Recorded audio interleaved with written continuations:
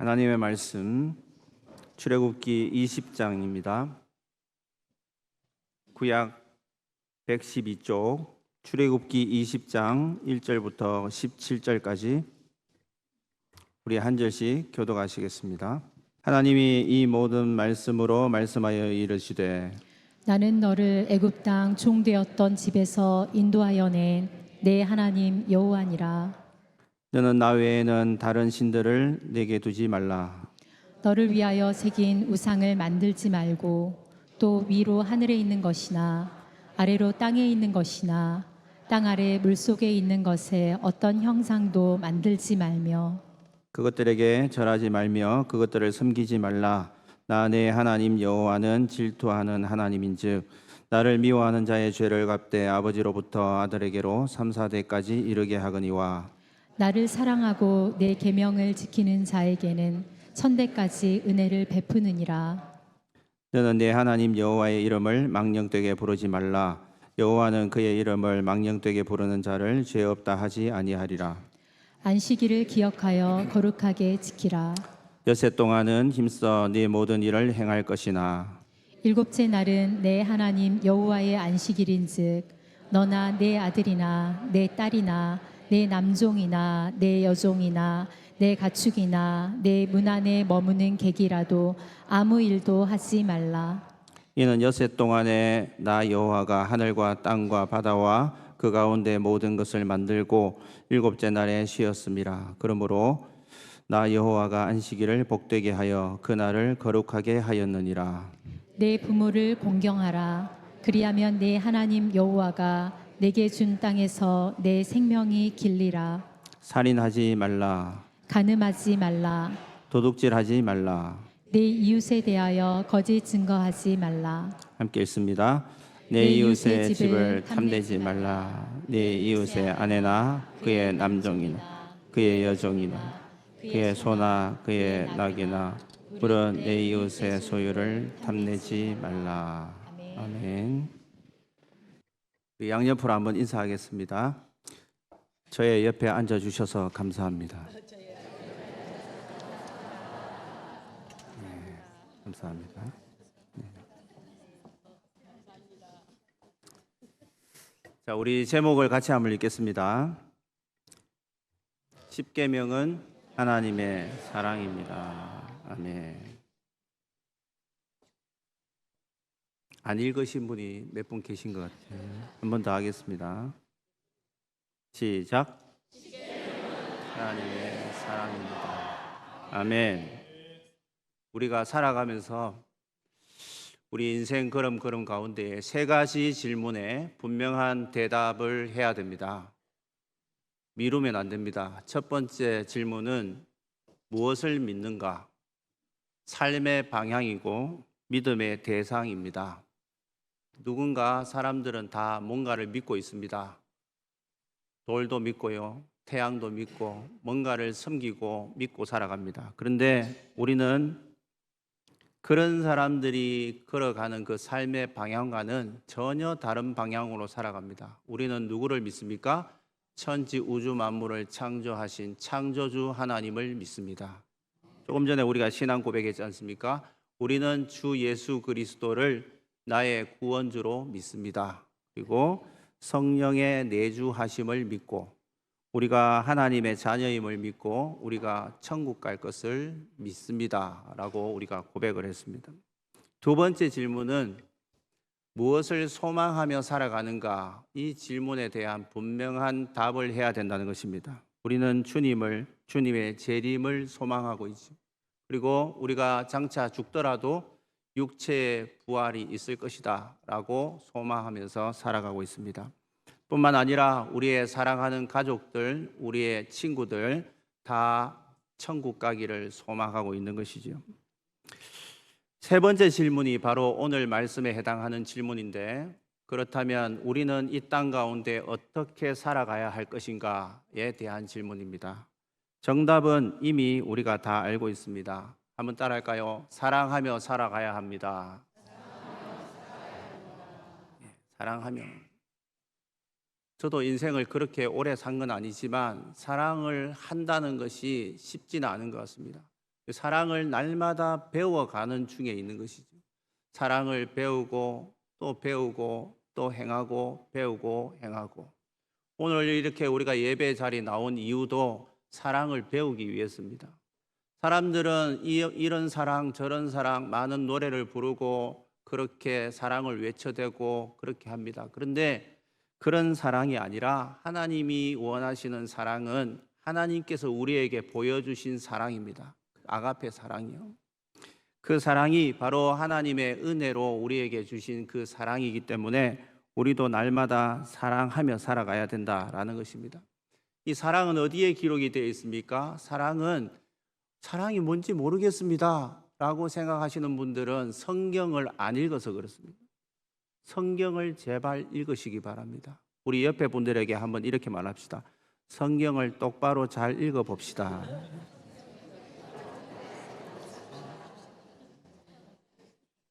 오늘 1부 때는 우리 초등 2부에서 어르신들하고 같이 이 자리에서 앞자리에서 예배를 드렸습니다. 그리고 찬양을 드렸는데 어떤 찬양 했냐면 예수 사랑하심을 성경에서 배웠네. 우리들은 약하나 예수 권세 많도다. 날 사랑하심 날 사랑하심 날 사랑하심 성경에 써였네. 아멘. 어디에 사랑이 쓰여 있다고요? 성경에 기록이 되어 있습니다. 성경을 안 읽으시면 사랑을 모릅니다. 저 사랑해서 결혼했고 사랑해서 자녀들 키우고 있는데요. 다 잘못된 그러한 모습이지. 성경을 예전에는 읽었는데요. 지금은 안 읽고 있습니까? 그러면 사랑이 점점 식어질 수밖에 없습니다. 예수 사랑하심을 성경에서 배웠네. 우리들은 약하나 예수 권세 많도다. 나를 사랑하신다. 나를 사랑하신다. 누가요? 하나님이 나를 사랑하신다고 성경에 기록이 되어 있다니까요. 바쁘다는 핑계로 여러 가지 일들로 인하여서 끊임없이 이런저런 핑계를 대면서 사랑을 모르고 사랑을 잊고 살아가지는 않습니까? 우리가 성경을 날마다 묵상하고 읽어야 돼요. 창세기 말씀부터 요한계시록까지 말씀하고 있는 것은 하나님이 우리를 향하여서 이렇게 간절하게 외치고 계십니다. 내가 너희를 사랑한다. 내가 조준포를 사랑한다. 내가 수정로 교회를 사랑한다. 계속 외치고 있는 거예요. 너같이 돌덩어리 같고 너같이 죄덩어리로 살아가는 그 연약한 그렇게 부족하고 약점 많은 너 같은 죄인도 내가 너를 사랑한다 라고 하나님께서 말씀하고 계신다는 겁니다. 그 가운데에 오늘 구약 말씀 가장 핵심 중에 하나가 십계명 말씀인데요. 이 십계명 말씀은 바로 하나님이 우리를 사랑하신다는 말씀입니다. 이 십계명의 말씀은 하나님의 백성들이 어떤 모습으로 살아가야 되는지 규정하고 있는 법입니다. 우리 대한민국으로 말하자면 헌법이에요. 헌법. 헌법은 지켜도 되고 안 지켜도 되고 뭐 이렇게 자유로운 게 아니라 반드시 지켜야 되고 지키지 않을 때에 처벌이 있습니다. 반드시 지켜야 되는 법입니다. 우리의 아이덴티티, 우리의 정체성입니다. 이 십계명 말씀이 쭉 뻗어가는 것이죠. 율례가 무엇입니까? 율례는요, 하나님이 모세를 통하여서 주신 그 법이에요. 그런데 십계명은 하나님이 직접 기록해서 주신 말씀입니다. 할렐루야. 하나님이 직접 쓰셨다고. 뭐가 더 중요하겠습니까? 하나님이 직접 쓰신 이 기록하신, 인간이 기록한 게 아니라 하나님이 기록하신 이 십계명 말씀은 우리의 아이덴티티, 우리의 정체성이라고. 여기서 벗어나면 안 된다, 그런 말씀입니다. 하나님의 보호 아래에 있는 자녀들은 이 법을 반드시 지켜야 된다고 말씀하고 있는 것입니다. 이 십계명에 앞서서 1절 2절에서 뭐라고 말씀합니까? 하나님과 이스라엘 백성들이 어떤 관계에 놓여 있는지를 설명하고 있습니다. 나는 너를 애굽 땅 종되었던 집에서 인도하여 낸 네 하나님 여호와다, 이렇게 말합니다. 너희들은 내가 건져낸 너희들은 나의 것이야. 이렇게 말합니다. 너희는 이제부터 너희 인생, 너희들이 생각하는 그 생각으로 너희의 삶의 라이프 스타일로 살아가는 것이 아니라 하나님의 자녀가 되고 하나님이 선택한 백성이기 때문에 하나님의 법, 하나님의 질서를 따라 살아가야 되는 사람이다라는 것입니다. 하나님이 왜 출애굽하게 하셨습니까? 왜 그 애굽에서 건져내셨습니까? 한번 따라할까요? 사랑하기 때문에. 그만큼 하나님이 이 이스라엘 백성들을 사랑하기 때문에 건져내신 겁니다. 그리고 1계명에서 뭐라고 말합니까? 너는 나 외에는 다른 신들을 내게 두지 말라. 하나님 외에 다른 어떤 것도 하나님의 위치에 올려놓으면 안 된다라고 말씀하고 있습니다. 예배의 핵심입니다. 예배의 정의입니다. 하나님 외에 다른 어떤 것도 올려놓으면 안 됩니다. 한눈 팔지 말라는 거예요. 하나님이 이스라엘 백성들을 사랑하듯이 우리의 영적인 이스라엘, 우리의 이 대한민국 땅에 하나님을 믿는 백성들을 지극히 사랑하기 때문에 한눈 팔지 말고 하나님 보호 아래 있으라는 겁니다. 지금까지 하나님께서 이스라엘 백성들을 어떻게 인도하여 주셨습니까? 출애굽하게 하실 뿐 아니라 홍해 바다를 건널 때에 마른 땅으로 건너가게 하셨습니다. 질퍽질퍽한 그 땅이 아니라 그러면 얼마나 그 달구지 같은 거 수레 또 가축들, 어린 아이들, 어르신들 그럴 때 얼마나 불편하겠어요. 우리가 개펄 같은 데 한번 이렇게 한번 빠지면 잘 발이 안 빠지지 않습니까? 그러면 애굽의 군대들이 막 지금 혈안이 되어서 죽이려고 달려오고 있는데 그 다 빠져가지고 죽어요. 근데 하나님께서 어떻게 합니까? 다 말리잖아요. 그 바닥 다 말려가지고 하나님께서 마른 땅으로 건너가게 하시는 그 은혜, 그 놀라운 하나님의 세밀한 은혜를 우리가 기억합니다. 구름기둥, 불기둥으로 낮에는 타 죽지 않도록 밤에는 얼어 죽지 않도록 매일같이 이스라엘 백성들 200만 명이나 되는 이스라엘 백성들 어린아이부터 어르신들까지 다 돌보고 계신 거예요. 만나와 메추라기로 날마다 먹이시고 발이 부르트지 않도록 하나님께서는 보호하시고 그렇게 하셨다는 겁니다. 이스라엘 백성들의 최우선 순위는 하나님 외에 없다라는 것입니다. 이들의 목적은요, 삶의 목적은 행복을 위해서 존재하는 것이 아니라 내가 좀 행복해지고 싶다라기 위해서 존재하는 것이 아니라 이 이스라엘 백성들은 하나님을 증거하고 하나님이 나를 어떻게 인도하셨는지 하나님께서 어떤 은혜를 나에게 베풀어 주셨는지 구원하여 주신 그 하나님의 은혜에 감사하고 찬양할 존재라는 것입니다. 우리도 마찬가지입니다. 이 자리에 예배의 자리에 무엇 때문에 앉아 계십니까? 무엇 때문에 예배하러 오셨습니까? 내가 조금 더 마음이 편해지기 위해서 그렇습니까? 새벽 기도도 어떤 분은 빼먹으면 마음이 불안해지기 때문에 오신대요. 그것은 올바른 신앙이 아닙니다. 하나님 앞에 정말 정성껏 하나님 앞에 진실하게 예배를 드려야 되는 것이죠. 뭔가 좀 빠지면 서운하고 힘드니까 내가 뭔가 불편하니까 내가 불편하지 않기 위해서 예배하고 있는 것입니까? 잘못된 예배입니다. 예배를 드리는 목적은 하나님을 기쁘시게 하기 위해서 예배자로 서 있는 것입니다.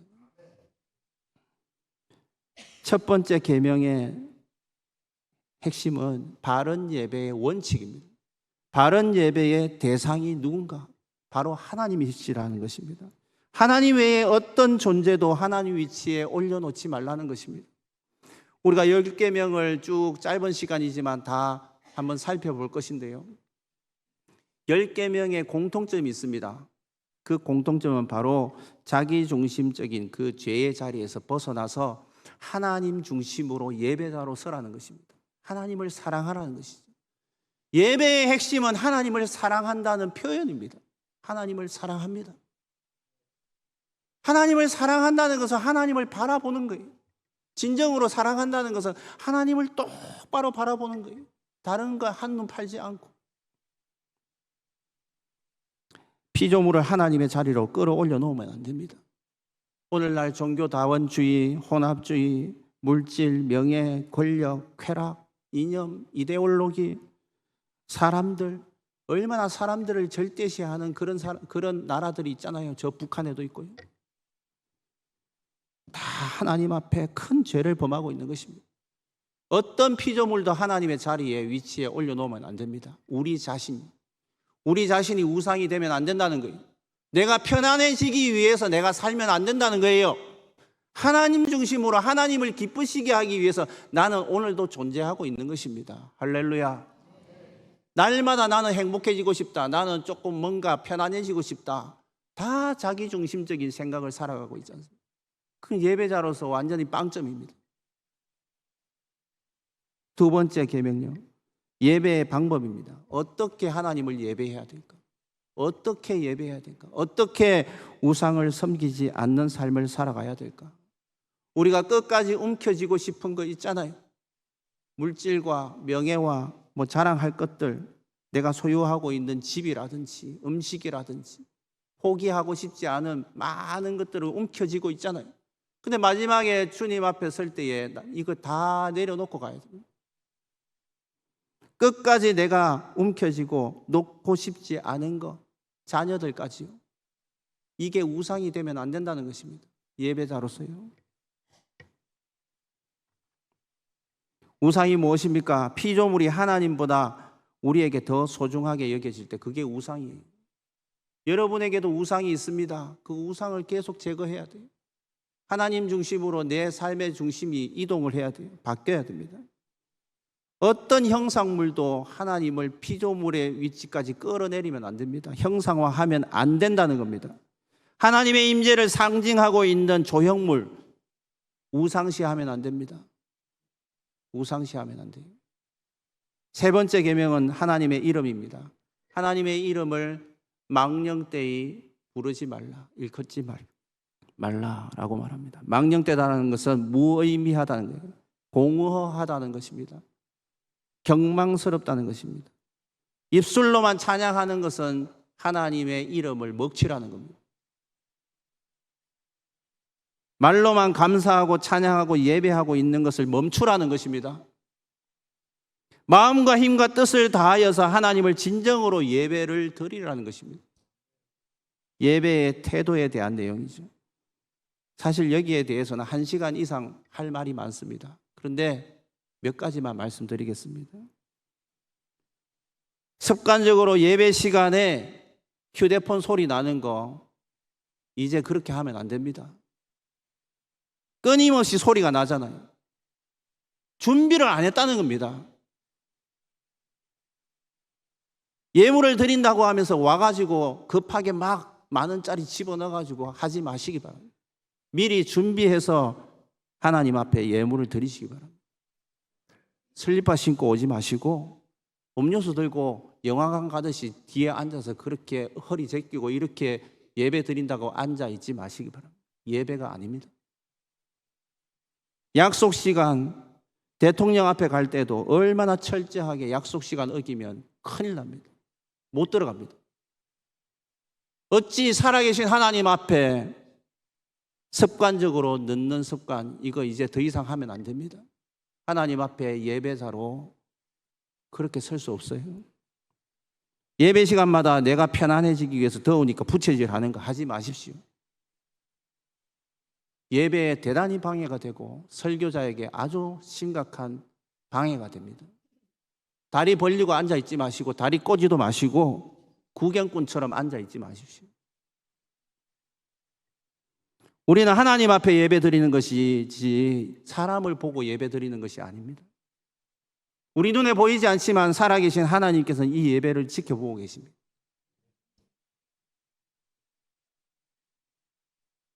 예배는 하나님 앞에 내가 죽어지는 시간입니다. 내가 머리 꼿꼿하게 서서 제물이요, 하나님 앞에 드려지는 제물이 죽여서 올리지 않습니까? 막 팔팔하게 뛰어다니거나 아니면 자기 하고 싶은 대로 하는 게 아니에요. 예배 시간은 내가 여기 간지러워 계속 이러고 있으면 안 돼요. 좀 참아야 돼요. 참는다는 것은 이미 죽었다는 거예요. 하나님 앞에 예배자로 선다는 것은 내가 죽었습니다. 이런 고백입니다. 끊임없이 내 욕구를 채우잖아요. 내가 편안해지기 위해서. 그런 시간이 아니라고요. 예배 시간은. 내가 하고 싶은 대로 화장실 가고 싶으면 가고, 물 먹고 싶으면 나가서 먹고, 전부 다 뒤에 앉아 있잖아요. 뒤에. 앞자리는 다 비워놓고. 제가 편안해지고 싶습니다. 저는 편하게 예배드리고 그냥 형식을 갖춰서 앉아 있고 싶습니다. 그게 내면에 깔려 있기 때문에 그래요. 한번 생각을 해보십시오.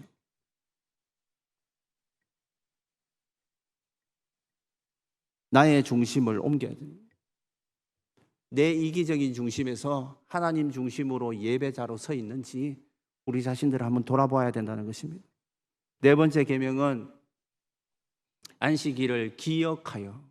한번 따라할까요? 안식일을 기억하여 거룩하게 지키라.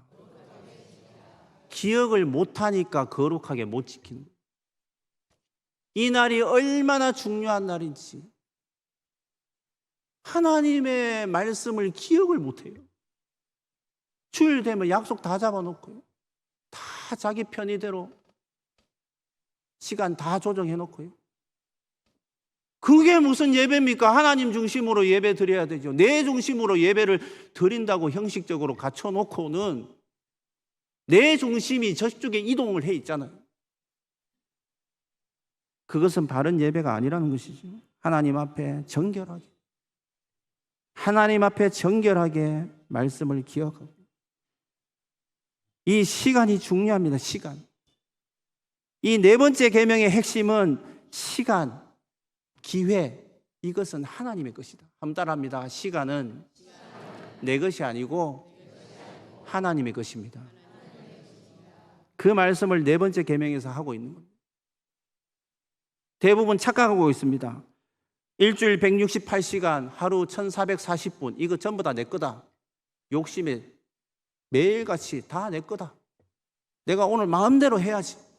내가 이거 하고 싶으면 하고 저거 하고 싶으면 하고, 내 욕심을 채우고 내 쾌락, 내 즐거움, 내 행복, 다 예배와 완전히 반대되는 삶을 사는 거잖아요. 이 시간은 주인이 하나님이십니다. 할렐루야. 하나님. 오늘도 하나님께서 나를 왜 살려주셨는가? 하나님이 안 살려주시면 우린 다 죽었어요.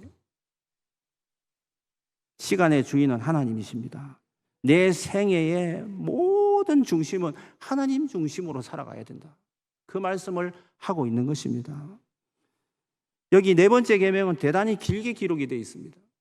17절 중에 몇 절에 해당할 정도로 아주 길게 기록이 되어 있는데, 이것은 10절에 보시면 너나 내 아들이나 내 딸이나 내 남종이나 내 여종이나 내 가축이나 짐승까지요. 모든 소유물 관련된, 나와 관련된 관계된 모든 만물들은 하나님 중심으로 그렇게 서 있어야 되는 것이죠. 내 시간이 아닙니다. 여러분, 이 예배가 얼마나 중요합니까? 오늘 이 예배를 제대로 드리지 않으면 일주일이 완전히 틀어집니다. 단추를 낄 때 첫 번째 단추를 제대로 못 끼면 전부 다 틀어지잖아요. 마찬가지입니다. 하나님 앞에 삶의 일주일의 첫 번째 시간이 바로 오늘 이 예배 시간입니다. 이 예배 시간을 흐리멍텅하게 대충 그냥 앉아있다가 시간을 때우고 간다면 일주일 내내 하나님이 싫어하는 엉뚱한 짓을 하게 된다는 것이죠. 하루를 살 때도 마찬가지입니다. 하루를 중심을 잡는 거예요. 예배는 내 삶의 중심을 딱 잡는 거예요. 중심을 제대로 잡지 못하면 날마다 이렇게 왔다 갔다 합니다. 붕붕 떠다닙니다. 그냥 막 엉뚱한 소리를 듣고요. 하루의 중심은 언제 잡습니까? 새벽에 잡아야죠. 그래서 새벽 기도가 유익하다는 것입니다. 집에서 하시든 교회에서 하시든 어쨌든 내 삶의 중심은 골방 기도로 시작하시라는 거예요. 하루에 1시간.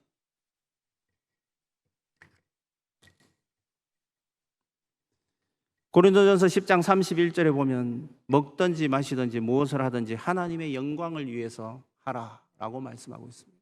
내가 살아있는 이유,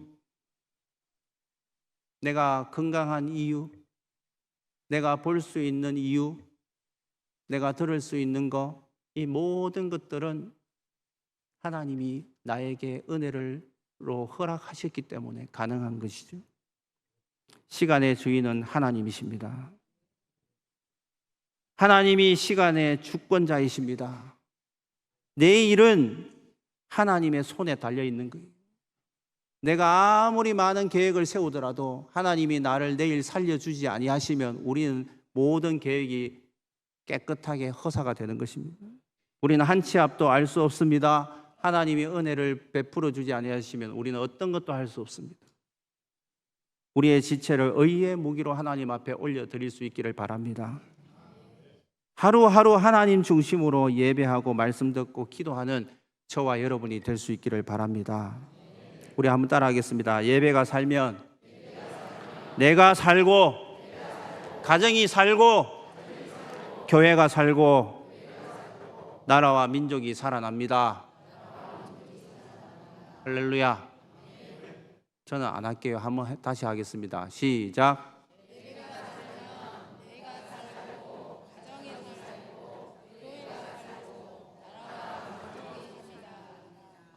할렐루야. 1부 때 똑같이 시켰는데 잘 모르시더라고요. 하다가 교회가 살고 예배가 살다가 막 왔다 갔다 하는데 너무 잘하십니다. 핵심이 무엇입니까? 예배가 살아야지 내가 회복이 된다. 부흥이 따로 있습니까? 예배가 회복되면 내가 부흥이 일어나고요. 이 부흥의 출발점이 되면서 가정이 회복이 일어난다는 것입니다. 가정이 다 살아나면서 교회도 살아나고 이 나라 이 민족이 살아나고. 이제 5번째 계명부터 10번째 계명까지 간단하게 살펴보도록 하겠습니다. 이제 5계명인데요. 내 부모를 공경하라. 이것은 하나님이 세우신 권위에 복종하라 이 말입니다. 하나님이 세우셨다고요. 아무리 부모가 내 마음에 안 든다 하더라도 그것은 내 마음. 하나님이 세우신 법이 뭡니까? 부모에게 복종하라. 부모를 공경하라. 이것이 하나님이 세우신 법입니다. 특별히 부모가 늙고 힘이 없고 병들고 가난해졌을 때, 이 대한민국 땅에도 얼마나 많은 사람들이 부모를 버립니까? 어떻게 자식을 길렀는데요? 나중에 잘 먹고 잘 살게 되니까 부모를 버려요.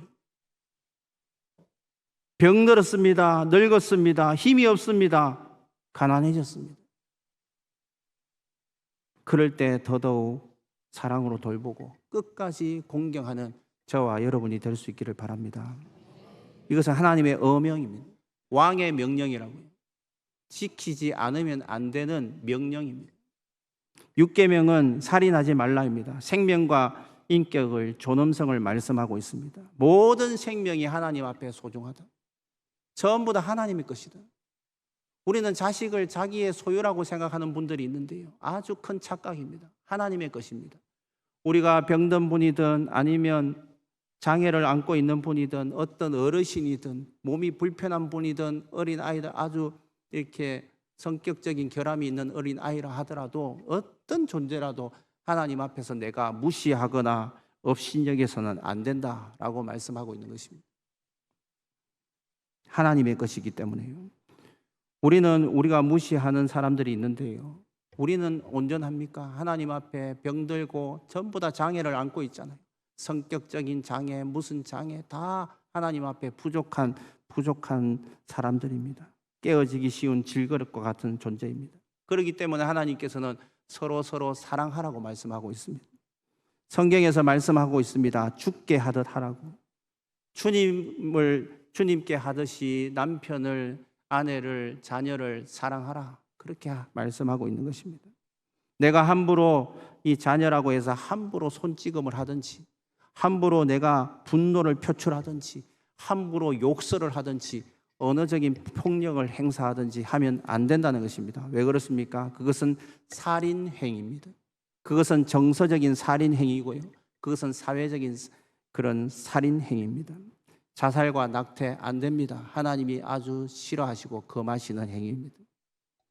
7계명은 간음하지 말라라고 말씀하고 있습니다. 성의 가치를 말하고 있는 것이죠. 결혼의 신성함을 말씀하고 있는 것입니다. 일부일처제 울타리 안에서 벗어나지 말고 혼전 성관계, 이것은 안 된다는 것입니다. 철저하게 우리가 조심해야 되는 것입니다. 동성애나 인터넷 음란물이나 이것을 경계하고 자녀들에게 교육하고 가르쳐야 하는 것입니다. 오늘날 얼마나 많은 사람들이 성을 상품화하고 있지 않습니까? 하나님이 정말 싫어하는 그러한 짓을 하고 있습니다. 하나님께서는 남자와 여자, 남성과 여성만 만드셨습니다. 다른 어떤 성도 만들지 않았습니다.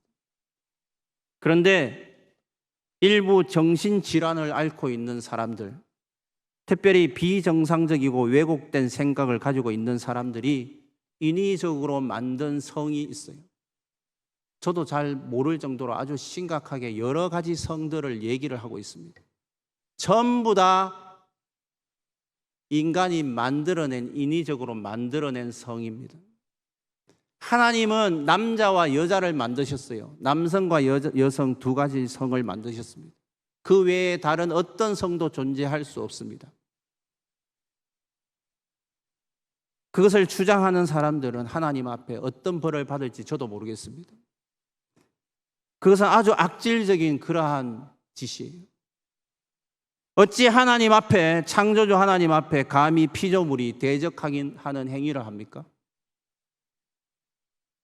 어찌 하나님의 창조 질서를 깨뜨리는 해괴한 짓을 하고 있는 것입니까? 있어서는 안 될 일입니다. 8계명은 도둑질하지 말라, 사유재산 인정하라, 정직이 사상입니다. 타인의 것을 내 것인 것처럼 빼앗지 말라, 탐심도 갖지 말라는 것입니다. 납치, 감금, 도둑질입니다. 부정적인 상거래, 도둑질입니다. 속여서 팔고 이윤을 더 많이 남기는 그 폭리를 취하는 것, 도둑질입니다. 부당한 착취와 탈세, 도둑질입니다. 불성실한 근무 태도, 도둑질입니다. 내가 근무를 하는데요, 대충 시간을 때우고 그냥 그러고 들어오는 거예요. 도둑질입니다. 게으름도 도둑질입니다. 한탕주의 노리고 도박을 하는 분들, 도둑질이에요. 가정을 깨부수는 행위잖아요. 9계명입니다. 내 이웃에 대하여 거짓 증거하지 말라. 기독교는 진리의 종교입니다. 진리를 생명처럼 여깁니다. 하나님을 믿는 자녀들은 거짓말하면 안 됩니다. 어떤 방법으로라도 거짓말하지 마시기 바랍니다. 중상모략 안 됩니다. 유언비어 안 됩니다. 뻥치는 거 안 됩니다. 10번째 계명입니다. 내 이웃의 집, 내 이웃의 소유를 탐내지 말라.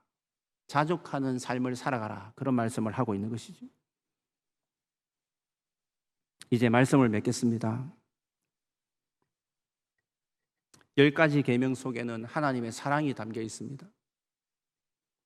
이 사랑이 담겨 있는 이 계명들을 이스라엘 백성들에게 주신 이유가 있습니다. 그것은 바로 하나님의 택한 백성이고 소유이기 때문에, 하나님이 지극히 사랑하는 자녀들이기 때문에 이 계명을 주신 것이죠. 그렇다면 이제는 우리가 더 이상 내 중심으로 죄를 범하면서 살지 않고 하나님 중심으로 예배하고 경외하고 삶의 예배자로 살아가는 저와 여러분이 될 수 있기를 바랍니다. 마지막으로 한 말씀만 더 드리겠습니다. 덴젤 워싱턴이라는 배우가 있습니다. 아실 분들도 많이 계실 건데요.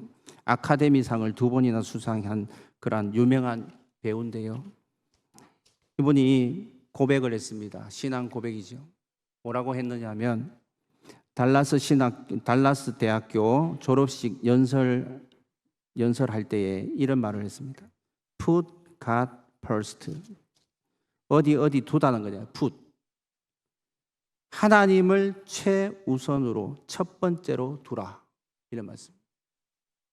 여러분의 인생 가운데도 하나님을 항상 의식하고 하나님 앞에서 살아가는 저와 여러분이 될 수 있기를 바랍니다. 기도드리겠습니다. 하나님 아버지, 하나님의 은혜로 구원받은 백성입니다.